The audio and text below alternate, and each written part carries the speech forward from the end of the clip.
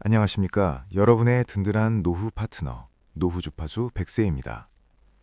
은퇴하신 선배님들을 만나보면 가장 무서운 고지서가 무엇이냐고 물었을 때 전기세나 관리비를 떠올리시는 분이 많습니다. 하지만 실제로 가장 큰 부담은 따로 있습니다. 바로 건강보험료입니다. 아들 밑에 피부양자로 들어가 있으니 평생 공짜 아니냐? 천만의 말씀입니다. 최근 정부가 건강보험료 부과체계를 전면 개편하면서 별다른 변화 없이 가만히 지내던 분들이 갑자기 자녀의 피부양자 자격에서 박탈당하는 일이 속출하고 있습니다. 그 결과 매달 수십만 원씩 생돈을 내게 된 은퇴자가 1년 새 무려 50만 명이 넘었습니다. 오늘 이 영상을 끝까지 보시면 여러분의 소중한 연금 통장을 갉아먹는 건보료 폭탄을 합법적으로 피하고 줄이는 방어의 기술을 확실하게 챙겨가실 수 있습니다. 지금부터 하나하나 짚어드리겠습니다. 첫 번째로 알아볼 내용은 연소득 2천만 원의 함정입니다. 가장 먼저 체크해야 할 것은 소득 요건입니다. 불과 몇 년 전까지만 해도 연소득 3,400만 원까지는 자녀의 피부양자로 남아있을 수 있었습니다. 하지만 2022년 9월 이 기준이 2천만 원으로 대폭 강화되었습니다. 2천만 원이라는 금액, 얼핏 들으면 꽤 큰 금액처럼 느껴지실 겁니다. 하지만 여기에는 함정이 숨어 있습니다. 이 소득 기준에는 국민연금, 공무원연금, 사학연금 등 모든 공적연금이 포함됩니다. 또한 사적연금, 은행이자, 배당소득, 사업소득, 근로소득까지 모두 합산됩니다. 간단히 계산해 보겠습니다. 만약 여러분이 국민연금을 월 167만 원 받으신다면 12개월을 곱하면 2,004만 원입니다. 단돈 4만 원 때문에 기준을 초과하게 되어 피부양자 자격이 즉시 박탈됩니다. 이것이 바로 소득의 함정입니다. 더욱 억울한 것은 연금은 10원 한 장도 숨길 수 없는 유리지갑이라는 점입니다. 국세청과 건강보험공단이 실시간으로 데이터를 공유하기 때문에 연금 수령액이 자동으로 파악됩니다. 자영업자처럼 소득을 조정할 여지가 전혀 없습니다. 서울 노원구에 사시는 박철수 씨를 예로 들어볼게요. 공무원으로 30년을 근무하고 은퇴하신 박철수 씨는 공무원 연금으로 월 250만 원 정도를 받고 계십니다. 연간으로 계상하면 3천만 원입니다. 당연히 소득 기준 2천만 원을 훌쩍 넘기 때문에 피부양자 자격을 잃었습니다. 박 선생님은 이렇게 말씀하십니다. 평생 나라를 위해 일하고 이제 그 대가로 연금 좀 받는데 거기서 건강보험료로 매달 20만 원씩 떼어가니 실제로 손에 쥐는 돈이 별로 없습니다. 이게 정말 맞는 겁니까? 박 선생님처럼 공무원 연금이나 군인연금 수령자분들은 대부분 소득 기준을 초과하게 됩니다. 국민연금 수령자 중에서도 월 170만 원 이상 받으시는 분들은 모두 해당됩니다. 그럼 우리는 어떻게 연소득 2천만 원의 함정을 피할 수 있을까요? 첫째, 본인의 연간 총소득을 정확히 파악하십시오. 국민연금공단 홈페이지나 모바일 앱에 접속하면 예상 수령액을 확인할 수 있습니다. 여기에 은행 이자 소득, 배당 소득, 부업으로 버는 소득까지 모두 합산하여 계상하십시오. 둘째, 소득이 2천만 원 근처라면 조정 가능한 소득을 찾아보십시오. 예를 들어 부동산 임대소득이 있다면 필요경비를 정확히 신고하여 과세소득을 줄이는 방법이 있습니다. 또한 연금 수령 시기를 조정할 수 있다면 조기 수령보다는 늦게 받아서 월 수령액을 줄이는 것도 하나의 방법입니다. 셋째, 만약 소득이 2천만 원을 약간 초과한다면 차라리 배우자를 주 가입자로 하고 본인은 배우자의 피부양자로 들어가는 방법도 검토하십시오. 부부 중 소득이 적은 쪽을 피부양자로 등록하는 것이 유리합니다. 넷째, 연금 외에 다른 소득이 있다면 그 소득의 발생 시기를 분산시키는 것도 방법입니다. 예를 들어 프리랜서 소득이나 일용직 소득이 있다면 한 해에 몰아서 받지 말고 여러 해에 걸쳐 나누어 받는 것이 건보료 측면에서 유리합니다. 두 번째로 알아볼 내용은 집 한 채가 죄인가요? 재산세 과세 표준의 덫입니다. 나는 소득이 거의 없으니 괜찮겠지 하고 안심하시는 분들이 계십니다. 하지만 방심은 금물입니다. 소득이 연 1천만 원만 넘어도 가지고 계신 부동산의 재산세 과세 표준이 5억 4천만 원을 넘으면 피부양자 자격을 잃습니다. 여기서 중요한 개념이 하나 있습니다. 재산세 과세 표준은 실제 시장 가격이 아닙니다. 재산세 과세 표준은 보통 실제 시세의 50에서 60% 정도로 책정됩니다. 따라서 재산세 과세 표준 5억 4천만 원은 실제 거래 가격으로 환산하면 약 12억 원 정도 되는 부동산입니다. 서울이나 수도권의 아파트 한 채를 가지고 계신 분들이라면 충분히 해당될 수 있는 금액입니다. 특히 최근 몇 년간 부동산 가격이 급등하면서 이전에는 기준 이하였던 분들이 갑자기 기준을 초과하는 경우가 속출하고 있습니다. 경기도 분당에 사시는 최영희 여사님을 예로 들어볼게요. 최영희 여사님은 남편을 먼저 떠나보내신 후 홀로 분당의 아파트에서 거주하고 계십니다. 소득은 거의 없습니다. 국민연금으로 월 50만 원, 연간 600만 원을 받고 동네 복지관에서 소일거리로 일하며 연 500만 원 정도를 버십니다. 합쳐서 1,100만 원이니 소득 기준 2천만 원은 여유 있게 통과합니다. 그런데 문제가 생겼습니다. 살고 계신 아파트가 재건축 호재를 받으면서 집값이 급등했습니다. 그에 따라 재산세 과세 표준도 함께 올라 5억 5천만 원이 되었습니다. 결국 최 여사님은 소득 1,000만 원 초과 플러스 자산 5억 4천만 원 초과라는 이중 조건에 걸려 피부양자에서 탈락하셨습니다. 최 여사님은 이렇게 말씀하십니다. 집은 그냥 깔고 앉아있는 돈일 뿐인데 팔 수도 없고 당장 건강보험료 낼 현금도 없어서 결국 자식들에게 손을 벌려야 했습니다. 이게 정말 억울합니다. 최 여사님처럼 자산은 있지만 현금 흐름이 없는 하우스푸어 상태의 은퇴자들이 건보료 문제로 큰 어려움을 겪고 있습니다. 집값은 올랐지만 생활비는 연금으로 간신히 꾸려가는 상황에서 건보료까지 부담하려니 막막한 것입니다. 그럼 우리는 어떻게 해야 재산세 과세 표준의 덫을 피할 수 있을까요? 첫째, 현재 보유하신 부동산의 재산세 과세 표준을 정확히 확인하십시오. 매년 7월과 9월에 받는 재산세 고지서를 보시면 과세 표준 항목이 명시되어 있습니다. 이 금액이 5억 4천만 원에 근접하고 있다면 사전에 대비하셔야 합니다. 둘째, 부부 공동명의로 전환하는 것을 검토하십시오. 건강보험료 재산 산정 시 부부 공동명의는 각자의 지분만큼만 계산됩니다. 예를 들어 과세 표준 6억 원짜리 아파트를 부부 공동명의 50대 50으로 등록하면 각자 3억 원씩으로 계산되어 기준을 통과할 수 있습니다. 다만 공동명의 전환 시 증여세와 취득세가 발생할 수 있으니 반드시 세무사와 상담하여 손익을 따져보셔야 합니다. 배우자 간 증여는 10년간 6억 원까지 공제되므로 증여세 부담 없이 명의 이전이 가능한 경우가 많습니다. 셋째, 주택연금 가입을 고려하십시오. 주택연금에 가입하면 주택을 담보로 매월 연금을 받을 수 있으며 동시에 해당 주택의 재산세 과세 표준이 건보료 산정에서 제외되는 혜택이 있습니다. 현금 흐름도 확보하고 건보료 부담도 줄이는 일석이조의 효과를 누릴 수 있습니다. 넷째, 만약 여러 채의 부동산을 보유하고 계시다면 일부를 정리하는 것도 방법입니다. 특히 수익을 내지 못하는 부동산이나 관리가 어려운 부동산은 과감히 매각하여 현금으로 전환하는 것이 노후 생활에 더 유리할 수 있습니다. 세 번째로 알아볼 건 금용소득 1,000만 원의 배신입니다. 평소 알뜰하게 노후 자금을 관리하시던 분들이 더 잘 걸리는 함정입니다. 바로 금용소득입니다. 금용소득이란 은행 예금 이자와 주식 배당금을 합한 금액을 말합니다. 예전에는 금용소득이 연 2천만 원 이하일 때는 건강보험료 산정에 영향을 주지 않았습니다. 하지만 제도가 개편되면서 이제는 금용소득이 연 1,000만 원만 넘어도 그 금액 전체가 건보료 산정 소득에 포함됩니다. 이것이 왜 무서운지 아십니까? 금용소득은 한 번에 몰려서 발생하는 경우가 많기 때문입니다.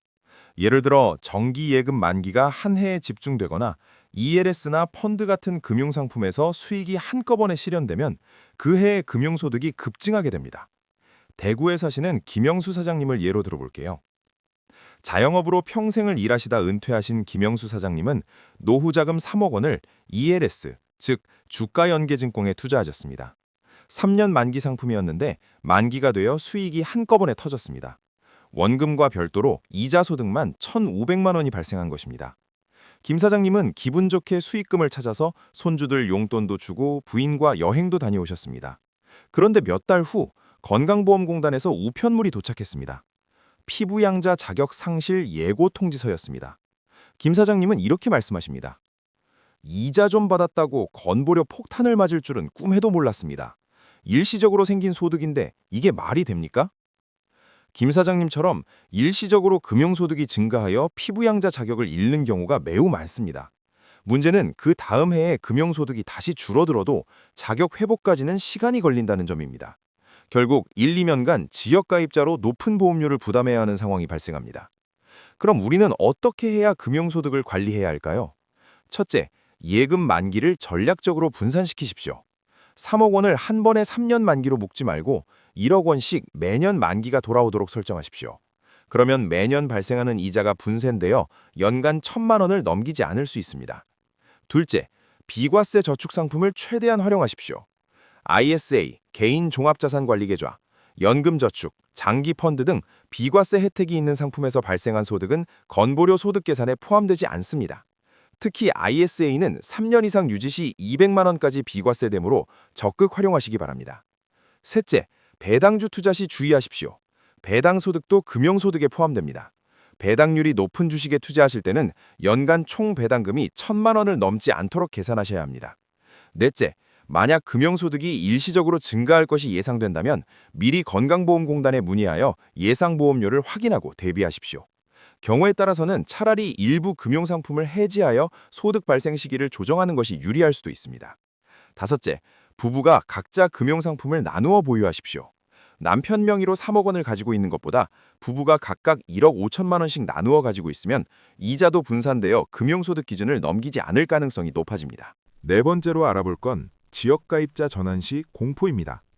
여러 가지 이유로 피부양자 자격을 유지하지 못하고 지역가입자로 전환되면 건강보험료 부과 방식이 완전히 달라집니다.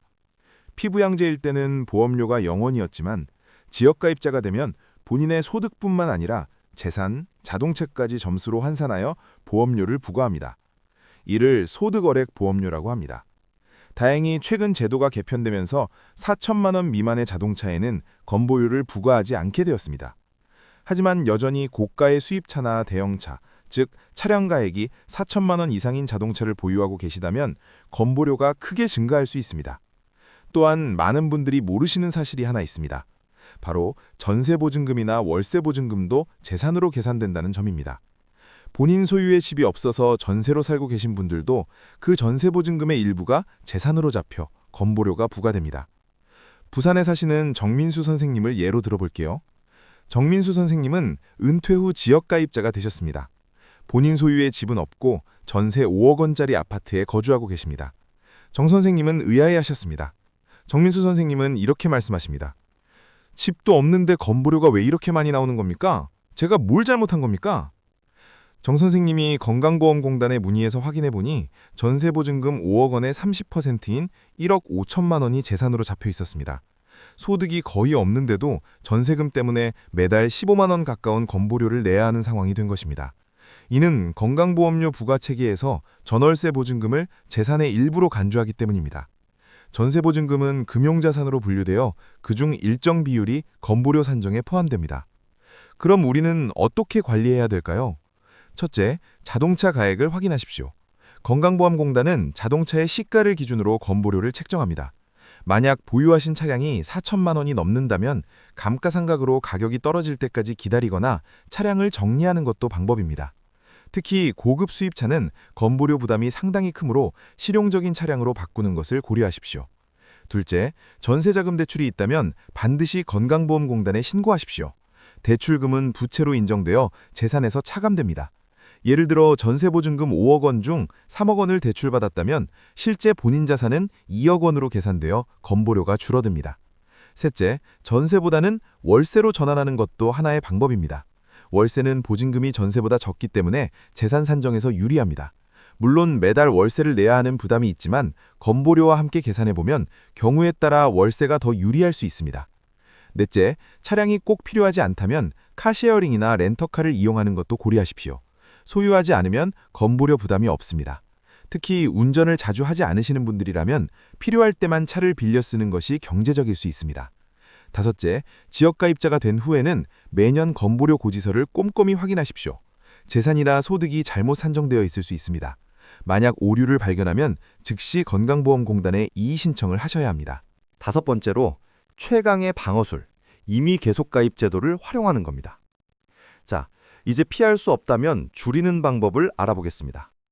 은퇴 직후 건보료 폭탄을 막아주는 가장 강력한 방패가 있습니다. 바로 임의 계속가입 제도입니다. 회사를 다닐 때는 회사와 본인이 건강보험료를 반반씩 부담했습니다. 그런데 은퇴 후 지역가입자가 되면 그 보험료를 오롯이 본인이 전부 부담해야 합니다. 게다가 지역가입자는 소득뿐만 아니라 재산과 자동차까지 합산하여 보험료를 계산하기 때문에 실제 부담액은 직장가입자 시절보다 2배 이상 늘어나는 경우가 많습니다. 이때 나는 회사 다닐 때 내던 수준으로 건보료를 내게 해달라고 신청하는 것이 바로 임의 계속가입 제도입니다.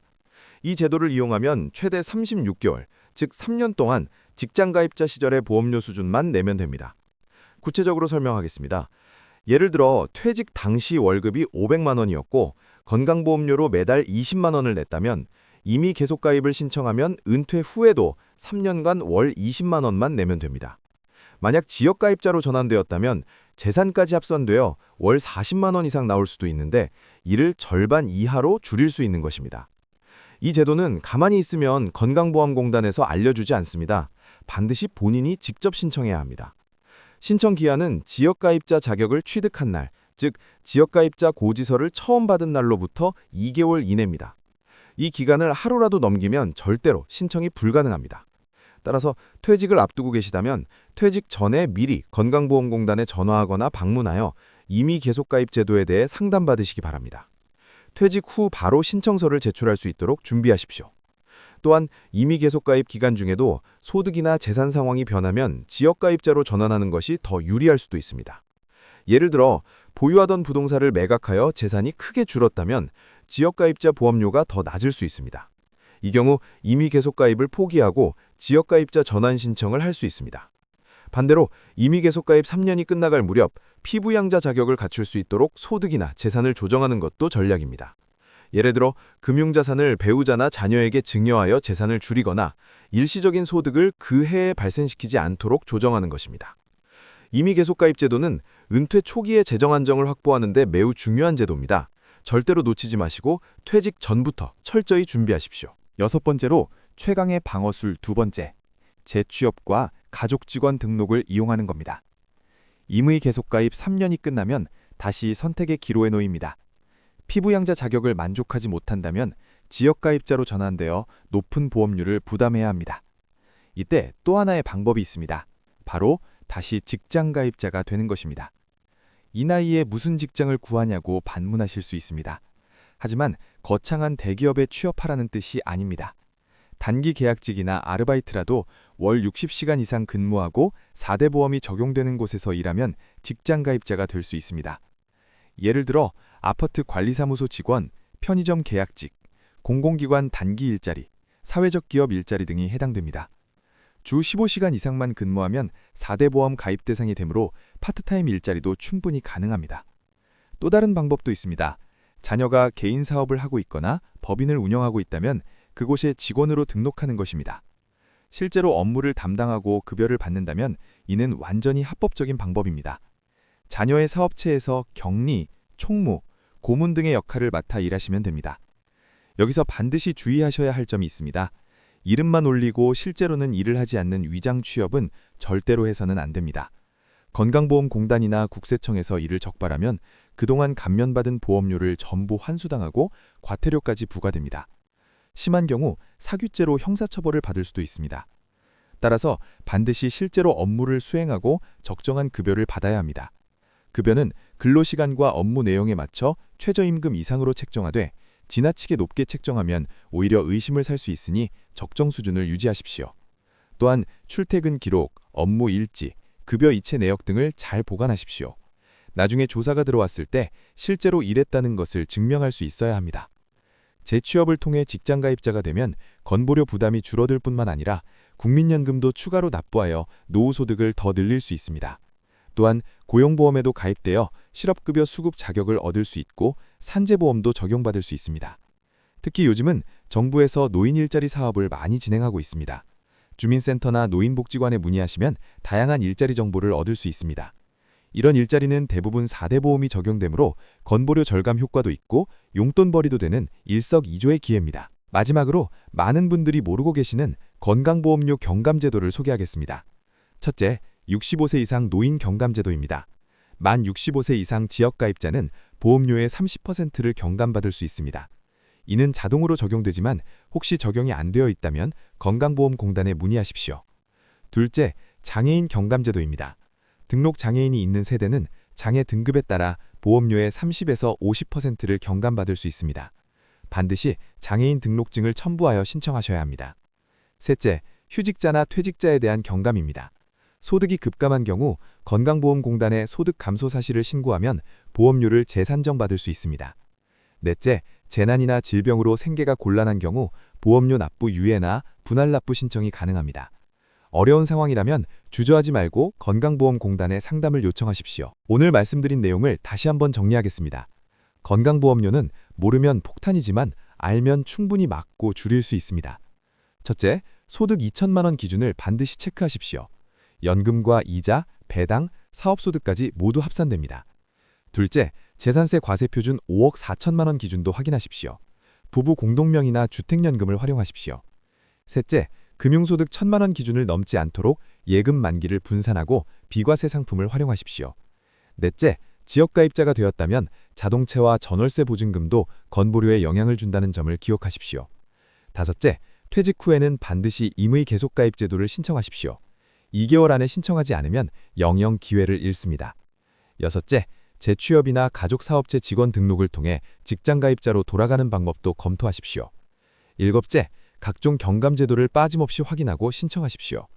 여러분의 소중한 노후자금 단돈 10,000원이라도 허투루 새나가지 않도록 노후주파수 100세가 끝까지 함께하겠습니다. 건강보험료 문제로 고민이 있으시다면 건강보험공단 고객센터 1577-1000번으로 상담받으시기 바랍니다. 또한 가까운 국민건강보험공단 지사를 직접 방문하시면 더 자세한 상담을 받을 수 있습니다. 오늘 영상이 도움이 되셨다면 구독과 좋아요 부탁드립니다. 그리고 주변에 은퇴를 앞두신 분들, 부모님께도 이 영상을 꼭 공유해 주십시오. 다음 시간에는 더 유익한 정보로 찾아뵙겠습니다. 건강하시고 행복한 노후 보내시기 바랍니다. 감사합니다.